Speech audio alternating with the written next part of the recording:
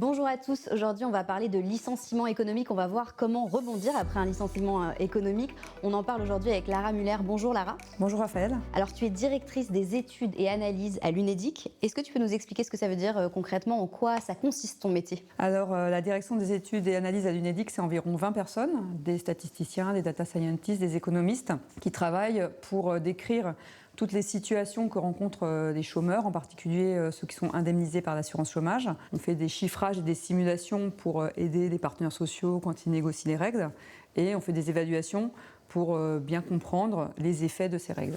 Concrètement, qu'est-ce que ça veut dire quand on est licencié économiquement? Ça signifie quoi? Alors un licenciement économique, c'est une décision d'entreprise qui décide donc de se séparer de un ou de plusieurs salariés parce qu'elle fait face à des difficultés économiques, que ce soit des difficultés structurelles parce que l'activité change de nature, ou des difficultés plus conjoncturelles et temporaires ou passagères. J'ai quelques chiffres sur le licenciement économique. Est-ce que on peut faire un petit jeu? Tu me dis, je te donne des chiffres et tu me dis si c'est correct ou pas correct.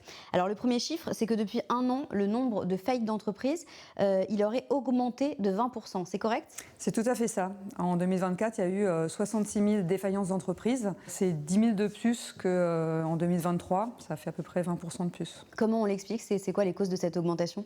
On considère que c'est d'abord un rattrapage de ce qui ne s'est pas passé pendant la période Covid, les difficultés qui apparaissent maintenant, et donc des entreprises qui sont obligées de déclarer faillite. Mais il y a aussi des difficultés plus actuelles qui sont liées à l'augmentation du coût des matières premières, du coût de l'énergie, qui ont amené par exemple à la faillite à d'autres entreprises. J'ai vu qu'à la fin de l'année 2024, près de 70 000 personnes bénéficiaient du CSP. Alors c'est le contrat de sécurisation professionnelle. On va expliquer ce que c'est bien sûr. Est-ce que c'est correct déjà ce chiffre de 70 000 personnes? C'est ça. C'est 71 000 bénéficiaires du CSP en fin 2024. En tant que licencié économique, quels sont mes droits? Si par exemple je viens de me faire licencier économiquement, à quoi est-ce que j'ai droit? Alors, que ce soit dans le cadre du congé de reclassement ou du CSP, du contrat de sécurisation professionnelle, il va justement y avoir ce droit à l'accompagnement. Souvent, elle voit son conseiller plusieurs fois par mois. Ça lui donne à la fois les outils pour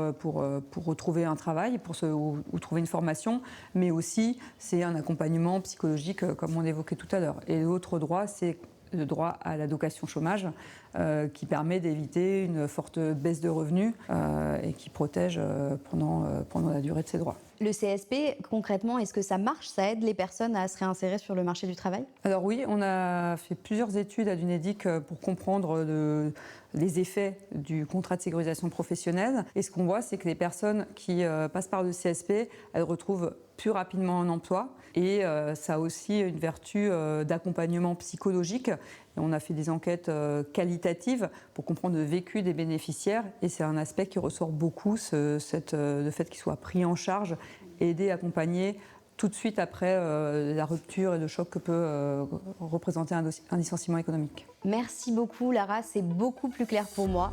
Abonnez-vous pour en savoir plus sur le chômage et l'emploi.